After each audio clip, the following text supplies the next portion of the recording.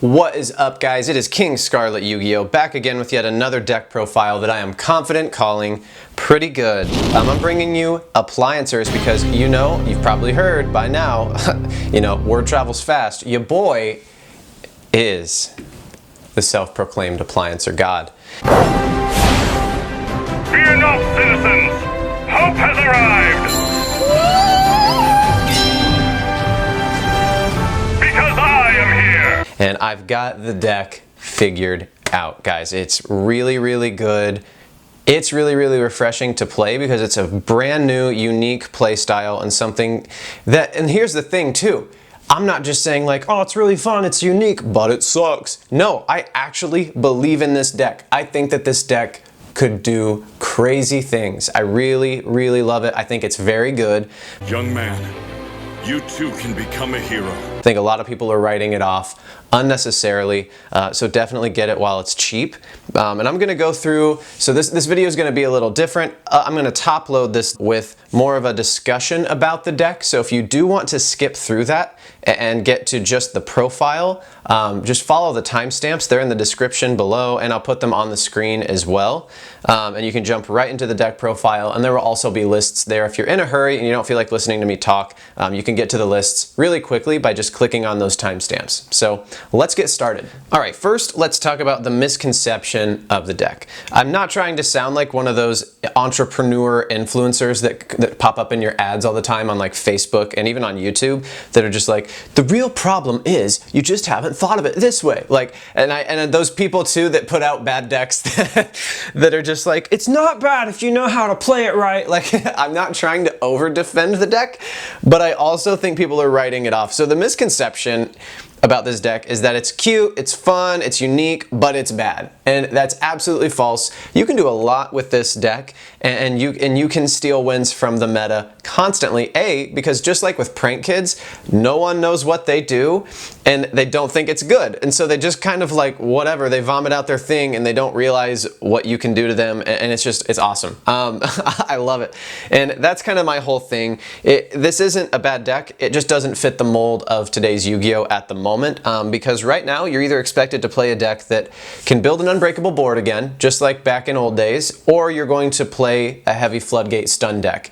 And neither of those are very fun, but they are what is competitively working right now. This doesn't fit that mold. So as of right now, as far as what people are playing competitively, I understand why it's written off, but definitely expect to see this pop up again once the meta gets more balanced and it changes, because this is essentially the little brother love child of Salamangrates and Orchest. As in, it's not going to do something insane on its first turn. It may not even do something insane going second. It can OTK out of the blue, but what it does is it plays its game really well. It's really recursive, it's incredibly consistent, and it will just kind of snowball until you win and out-resource your opponent. A lot of people are getting mad because they just want to vomit everything out in the deck at once, and they get mad when that's not enough to win. Yeah, you're playing the deck wrong. I'm sorry, you just are. You're just playing the deck in the way that it wasn't meant to be played. If you read this, you can clearly see that it's not meant to build an unbreakable board or OTK really on its own. And I'm talking in archetype. Like, you can make it do those things if you really work hard enough, but when you do that, you're kind of just creating more steps for yourself when you could just play a different deck that does that better. So I really think people need to stop forcing this into a mold that it doesn't fit in, and they would have a lot more fun with it, and they would probably win more with it. And that's the misconception, and hopefully I've clarified that. So now let's talk about its strengths and its weaknesses. So we'll actually start with the weaknesses so that we can end on the high note. Weaknesses: it has a lack of in-archetype interruption, and I have a reason for that immediately right here. If you see this is their field spell, and I know that you see it because it's on camera. I don't know why I said if you can see this, because you can. This searches any Appliancer card, so if they make an Appliancer like counter trap or something, that means you can search it whenever, and that's kind of broken. So they had to, I think they had to be careful about what they made as Appliancer cards, because that would have probably pushed it way over the edge, because of the way that the field spell is written. And so that's why it has a lack of in-archetype interruption, but you can easily make up for that with hand traps and stuff like that. But that's the downside. You do have to run quite a few generic interruptions, which can get bricky, much like if you're familiar with playing like Mech Knight Invoked or Salamangreat. Sometimes you just open all your like interruption and no actual game plan. So that's a weakness. Also, unaffected monsters kind of hurt this deck, because you do choose to go second. So if they get an unaffected monster set up immediately, it's kind of tough to overcome that, especially if they've got floodgates and interruption on top of that, because you really, the way that you out unaffected monsters is attacking over them. So you have to be able to link climb into something big in order to do so, or go into one of your other high attack options in the extra deck that I won't spoil right now, but they're there. The last big weakness that I found in the deck is that it has a hard time against established back row specifically. Not against interruption or heavy monster interruption, but it doesn't have a lot of inherent back row removal that isn't in the form of monsters. So what that means is, for things like when they get the Buster Whelp or other just crazy floodgates that say you're not going to go into your extra deck at all, or you can't special summon or do anything, you've pretty much lost, unless you get really lucky. And that's why you throw in things like Cosmic Cyclones or Evenly Matched, because they're really your only way out of those locks, because you have to be able to link climb in the deck. That's its one major weakness, but there are a lot of strengths too, so let's talk about that. Now, the first strength is that this deck is incredibly consistent, especially with that field spell, which again is why I discussed why there's probably no form of an archetype interruption, because it would be incredibly searchable, and that can get kind of broken. People start to complain, you know how that goes, Yu-Gi-Oh players. There's removal built right in, and it kind of ties back. It kind of ties back into the weaknesses part, though. The removal is in the form of monsters as far as in archetype, so that can be tricky if you can't get to those in time. A strength, though, is that it can OTK out of the blue. You can climb right into big boys and just win right out of the blue, and then you have this snowball effect because the deck is also very recursive. It has built-in searchable Monster Reborn that you can play 3 of, and then it recycles your cards for you. So that's really helpful, and then things just keep coming back and so on. So a very recursive deck. So what does the deck actually do? Well, that depends on if you're going first or second with your build. Currently, for my main build, I have this set up to go second. So what that means is I'm going to try to disrupt my opponent with hand traps and other forms of interruption, much like Mech Knight Invoked would, and then try to push for removal and break the rest of their board the following turn. If I get to OTK them, great, but if not, I've also got my setup that I can keep recurring and coming back and doing the same thing until I've eventually out-resourced them and I've won the game. Now, I know some of you are wondering, okay, but if you can out-resource, and this is a lot like Salamangreat, why not just go first? You can do that, but with an effect like Laundry Dragon, it's much better being able to use your battle phase and remove their things that way, and then have your setup that way, because they've at least lost resources. If you just kind of land on certain things and just sit on them, this deck kind of has a struggle with really making that hard for your opponent to play, which is what we're going to get into next. I've actually got a photo for what your board kind of looks like, and I'll put it up on the screen right now. So when you're going first, this is often what it will look like, and you'll see the Archfiend Black Skull Dragon there. I have that in as a placeholder for eventually when Dragoon comes out, you can do that. But I also really like using the Archfiend Black Skull Dragon right now going second, because it allows me to push for further damage, and it does increase my opportunity to OTK. So you can kind of substitute that for whatever you would want your Predaplant? No, Predaplant, goodness gracious, your Predaplant to summon, but that's eventually what it will look like. You'll see the Griffin there on the left. That's keeping your opponent from activating special summoned monster effects unless they're linked, which is really helpful. And then you can also use Parallel Exceed often to, let's say I didn't use the Verte Anaconda effect, you'd be left on something like this instead, which is nothing to be upset at, because your opponent is going to have a really tough time dealing with this kind of board. They're going to have to out some things before they can even get going, which means they're using up their resources. And even if they do get rid of some of your things, you're in much better shape than they are. So that's what I mean by playing the long game.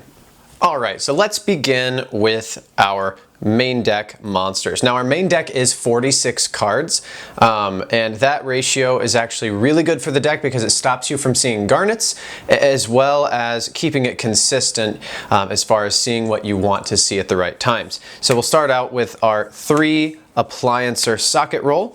This is kind of your main, I think it's the best of the Appliancer monsters. What this does is if it special summons while another one is already on the field, so for example if I have this one and then I special summon this one, it would summon this one from the deck. So you're already seeing all 3 of these guys, and the same effect applies with this one, which special summons itself by copying the name. So if you have this guy and you summon this one, this will activate, bringing out a second version of socket roll. So it's kind of like a built-in machine dupe engine all on its own. And I guess I failed to mention, this can special summon itself whenever another Appliancer monster is on the field. So very, very good. It's very easy to spam these guys out and get your engine rolling. And then we've got 3 Appliancer Breaker Bunkle. I think I said Branker, I meant Breaker, sorry, Breaker Bunkle. So a lot of people have said this card is bad. I don't think so because of that protection effect. What I like to do is open, if I open one of these plus one of the others, especially if you get the field spell, it's nice to summon this, link it off, get it back into your hand, because then you have protection. What this does is it protects your monsters from battle, and then it also protects them from card effects, as far as destruction goes. So this is really good to combo off with your Laundry Dragon, because if you use Laundry Dragon's effect to destroy a monster and inflict damage, you actually get to keep your Laundry Dragon on the field rather than it being destroyed. So very, very, very good card. I don't think people are giving this one a chance. It's kind of like the Links. I know it's not quite the same or even quite as good, but it's still a very good card for the deck. And then we've got 2 4-Mud Skipper. Now, this one is a little tricky because I don't like using... I only have it at 2. A lot of people put this at 3, and I don't think that's a great idea because of the fact that it copies the card in your extra deck only for the link summon. So if you normal summon this, you're not going to really be able to play any of your other Appliancer monsters. So I usually use 4-Mud Skipper to go into a Link Karibo, and then from there search Parallel Exceed and try to do other things that way. Otherwise, I just keep this either as discard fodder or whatever for other effects, because it's not as good as people think it is. Unfortunately, it can become one copy of an Appliancer extra deck monster, and it'll give you maybe a Laundry Dragon or something like that if you're in a pinch. But it's just kind of iffy, which is why I cut it to 2. But yeah, I do think it's really good still. It's just not, again, it's not going to be as good as seeing the actual Appliancer monsters, so just keep that in mind. You don't want too many of these.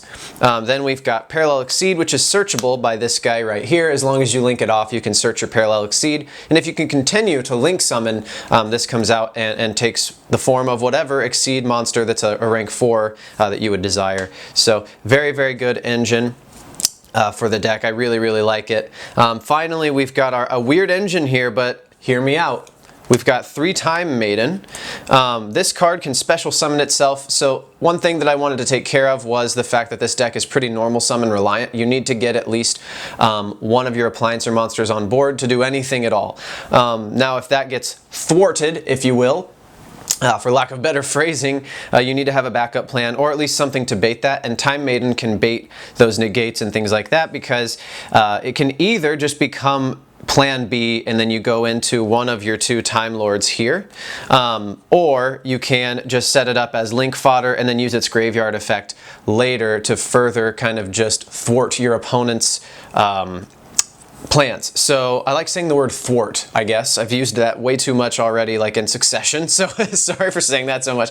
But then we have our 2 Time Lords that are searchable by Time Maiden, or if you hard draw them, you can normal summon them and do quite a bit of annoying things to your opponent. So very, very good. And it's, you've got Time Maiden already that can special summon itself, and then if not though, you get these and you can normal summon them and do that. So it's very interesting to see the interactions that go on with these as far as comboing off with the Appliancer monsters. You can also summon your Time Maiden off of 1-for-1 one too, which is really, really awesome to do if you've already seen all of your Appliancer cards, which, by the way, I did the math. The way that I have this built, even with 62, wow, I got the number wrong.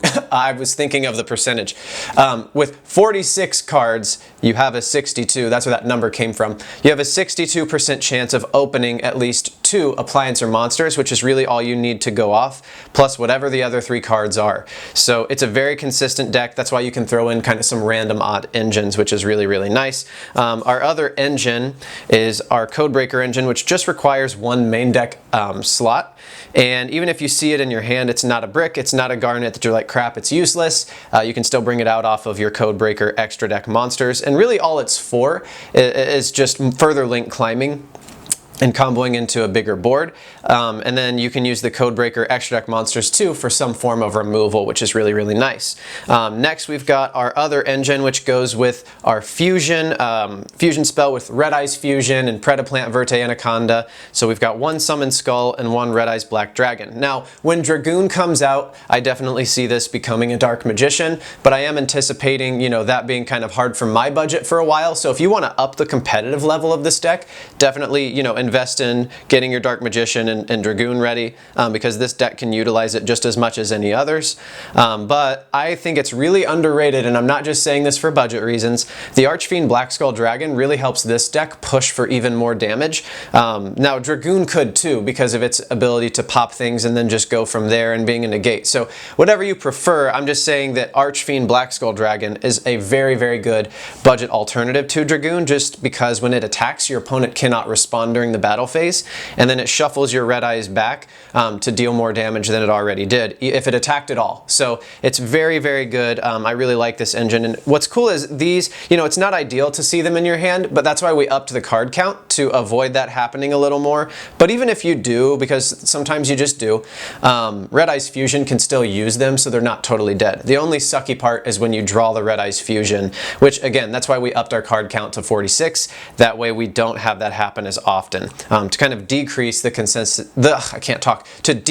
consistency of drawing our one-offs. Next, we've got 2 Ash, because I don't like top decking Ash, and then 2 Nibiru. Now this, you could either take Nibiru out completely, because I know it's not strong everywhere. It is currently where I play, but where you are, it might be a whole different, you know, kind of deck lineup wherever you're playing right now. So Nibiru may not be effective. You could replace this with Kaijus, with Sphere Mode, or even just take these 2 cards out altogether and not replace them with anything, and just play a 44 card deck. You'd still be sitting pretty, you'd be just fine. You'd still be offsetting these weird numbers with garnets, but maintaining consistency. So that's really, it's up to you if you want to run this. I really like it in this deck, but I also understand why some people would say, no, that's not for me. Alright, and here we are at the spell cards. So we have first our Appliancer Electro-Lyrical World. That is a mouthful, and for a long time I thought it just said Electrical World, and I was completely off, so I've sounded like an idiot a whole lot while talking about it. But that's besides the point. This is a really, really good field spell. Guys, what this does is searches any Appliancer card, so that's already feeling crazy broken. It's actually got 3 effects though. So that's 1, searches any Appliancer card as soon as you activate it, can only do it once per turn. Next, if you link summon with an Appliancer monster into an extra deck Appliancer monster, it recycles that card back to your hand, which is also incredible to just keep your resource game going, as well as play into some other strategies with things like Breaker Bunkle, because then you can use it to help with protecting from destruction. And then it also has another one that is a niche effect, but sometimes is applicable for if you want to use a co-linked or non-co-linked effect, which is what a lot of the extra deck monsters do. As soon as an Appliancer monster attacks, you can move one of your Appliancer monsters into a different column, in a main deck zone rather. So it's very, very good as far as like lining up certain things and creating different interactions. So it does all 3 of those things, and it just, I think it's bonkers good. So, you know, having 4 copies of that in the deck is nothing to be upset about. And then finally we've got, I don't know why I said finally. I do that a lot where I just say finally and it's not the end. So my apologies, I need to break that habit. Next, rather, we have 3 Appliancer Reuse. So this is your searchable, non-once per turn Monster Reborn that also shuffles your card that you used, that you brought back, back into the deck. So if it was an extra deck monster, it's going back into your extra deck, you can use it again. If it's a main deck monster, it's going back to the bottom of the deck and you have it there to search later. So it really, really helps with staying in the game, keeping your resources, and just being recursive as humanly possible. Very, very good card. And it's searchable. I just can't believe how good that is. Then we've got 2 Called by the Grave. Like I said, I mean, in a lot of my going second decks, I prefer to keep this at 2 because it's more of a going first to stop hand traps kind of card, but it still has some utility. So 2's good. I just don't want to be top decking it, so that's why I've cut it a little bit. Same thing with Cosmic Cyclone. I don't want to hard lose to Mystic Mine or other crazy back row, but I also don't want to really be top decking Cosmic Cyclone. It's one of those things where I see it when I want to see it, but I don't want to see it too much. However, if I do find that in a match I'm playing a heavy back row deck, I'll throw in the 3rd one as well as my 2 evenly matched from the side deck, and that's how I'll combat the back row decks. So still a very good card. You definitely want to have some form of removal because you don't know what you're going up against in your first duel.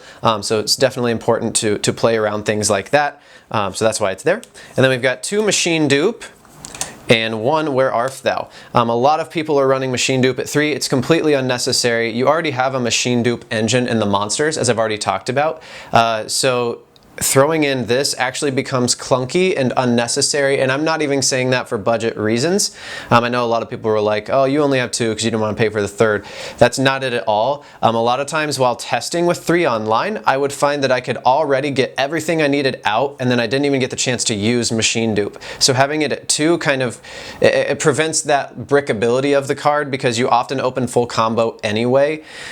So this is a great extender if you kind of come up short, but otherwise you get what you need out to do what you need to do without even using it. Same thing with Where Art Thou. It's kind of one of those that's like, it's good sometimes, but the only thing I don't like about Where Art Thou is that you do have to have like an established, already successfully summoned level 1, and then you have to pull out the one that you need using Where Art Thou, and then you're going to take that damage, which can be detrimental if you don't use that resource to its fullest.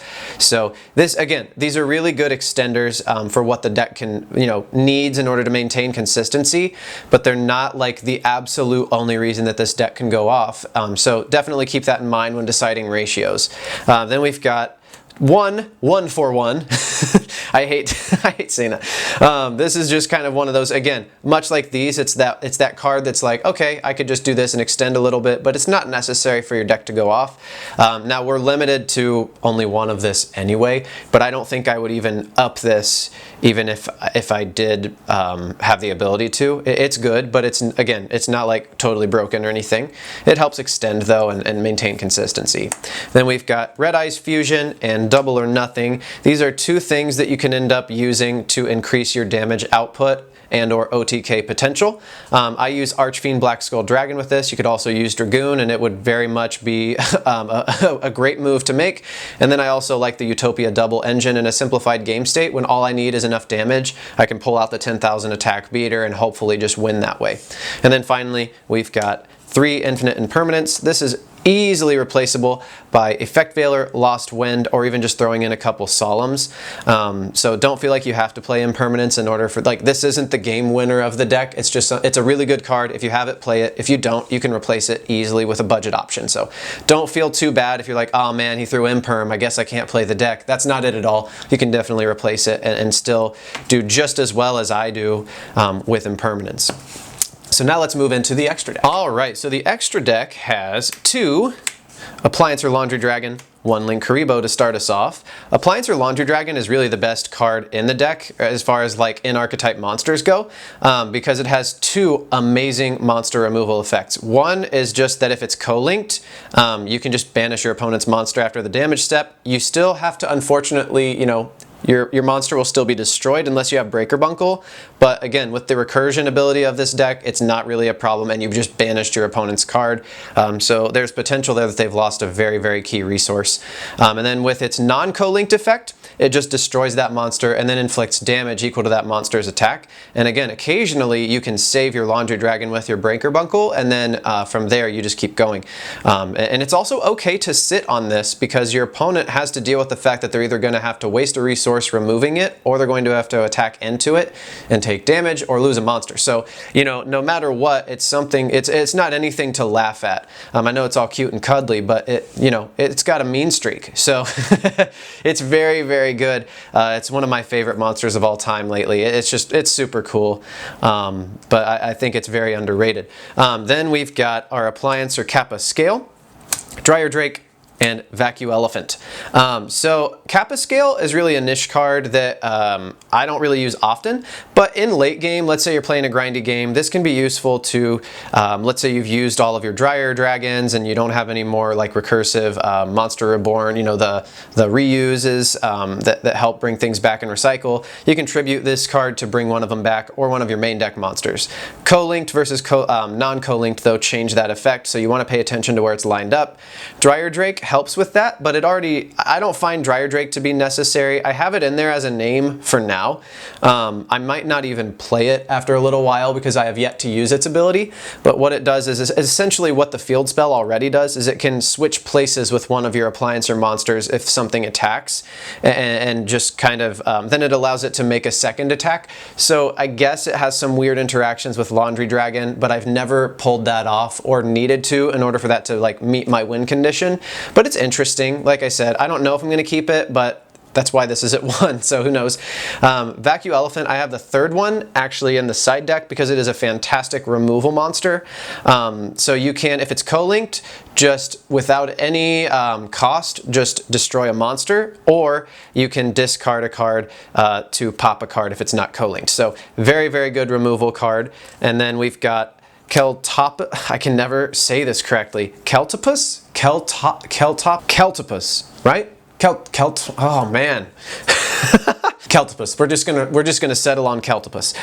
It's a very, very underwhelming link too. It doesn't really do much. It increases attack if it's co-linked, and that's kind of it. So it's really there to just open up zones, and then you link it off as soon as possible. A lot of people were confused about the deck, I think, at first because of the fact that a link 2 was in this deck, but our link 1s cannot be used as link material on their first turn. But you want to make this first if you can, and then recur, come back, and link climb into the others, because you want to use this as fodder for other things, such as the Verte Anaconda, or even Codebreaker Virus Swordsman, which will later end up being Virus Berserker. So that's really the goal, is you don't make any of your link 1 Appliancer monsters until you've made this, and usually you just link this one off into one of your Appliancer monsters. But then, yeah, it's just very easy to link climb, and these are a great engine. And I have to shout out bearxbear for this one. I'm gonna put his video on Appliancers in my description, just because he is the person that actually did open me up to this combo. I didn't know about these guys at all, so I definitely want to give credit where credit is due there. But very, very good for link climbing. And then this, obviously, you know, just pulls out the Red Eyes Fusion, which allows us to go into our Archfiend Black Skull Dragon, which is really, really underrated. I know a lot of people either go into, like, even Red Eyes players don't play this for some reason, and I know like battle effects are kind of unpopular, but the battle phase is really underrated, and this stops them from activating effects until the end of the damage step. So you can just go, and then you deal that damage, and if it battled at all, as long as it's still on the field, it's going to shuffle back that Red Eyes and then deal 2,400 more points of damage, which might just win you the game. So keep that in mind. And then another OTK boy that's really helpful, Access Code Talker. If you don't want to pay the money for access code though, I totally get it, because it is pretty pricey, and you could definitely substitute this with something like Boral Sword, Boral Load, Avramax, or even Unchained Abomination. There are great link 4s that you can make that help you with pushing for more damage and removal that aren't as expensive. I just like this because your opponent can't respond to it, and it's really the only card as a monster that's like this that does that. So unfortunately, if you don't play this, the competitive level does go down ever so slightly, but it's not the end of the world. It's like, if there were like steps, it'd be like half a step down in my opinion. You can still just go off and go nuts with the deck and be just fine. And then of course we've got our Utopia double engine for when there's a simplified game state, you want to make this and just push for game. So yeah, that's the extra deck. Let's move into the side deck.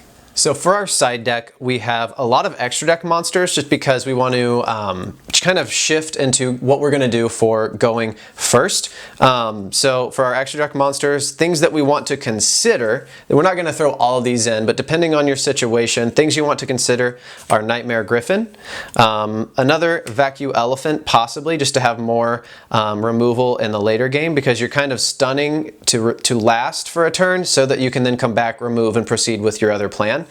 We've got Dweller for graveyard effects. We've got Traptrix Rafflesia for just getting out that Traptrix, their trap hole, or no, it's not their trap hole. I'm stupid. It's the Gravedigger's trap hole. That's the one that you want to use just to stop from being Nibiru'd if possible, or even just stop them from activating effects in hand because a lot of things are activating in hand nowadays.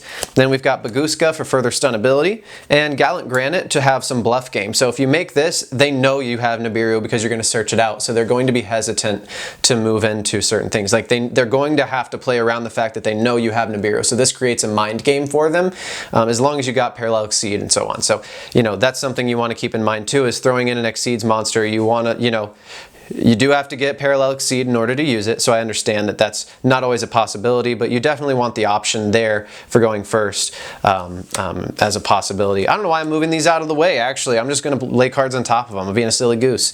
So then for Numeron stuff and other stuff, we've got two Ghost Ogre.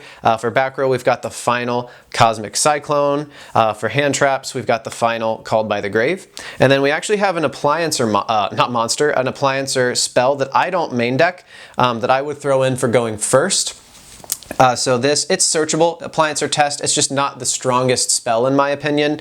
It says target one Appliancer Link monster you control and special summon as many Link 1 Appliancer monsters from your graveyard as possible to your zones that monster points to, but banish them during the end phase. So the reason that I don't main deck this is it's kind of weird to open on even going second because it's not like you're going to link off your Link 1s and then get to use this immediately, so it's terrible for comboing off, but it is okay for late game if you wanted to search it later and you've got resources in the graveyard. It does help you come back immediately, and you can actually link those monsters off if they're summoned this way. So that it's there because it's searchable at 1, and it can be a niche use in a grindy game, so I sometimes would throw this in. And then finally, for other back row situations, we've got Evenly at 2, and then for also going first, we've got 1 Judgment and then 1 Gravedigger's Trap Hole. So we'll just have lots of other setup for interruption and so on. So that is the side deck, and that's the whole deck, guys. I hope you've enjoyed it. It is one of my favorite decks I've ever played, which is why I'm calling myself, like I said, the self-proclaimed Appliancer God. I've got the deck figured out, and it's not only really fun and unique, but it packs a punch, and I hope that you take this roadmap that I've put out for you and you kind of make your own path with the deck and have fun with it. Definitely don't take anything I say as law. You can make it your own. So thanks for watching. Feel free to subscribe if you liked the video, and if you liked the video, like the video. All right, see ya.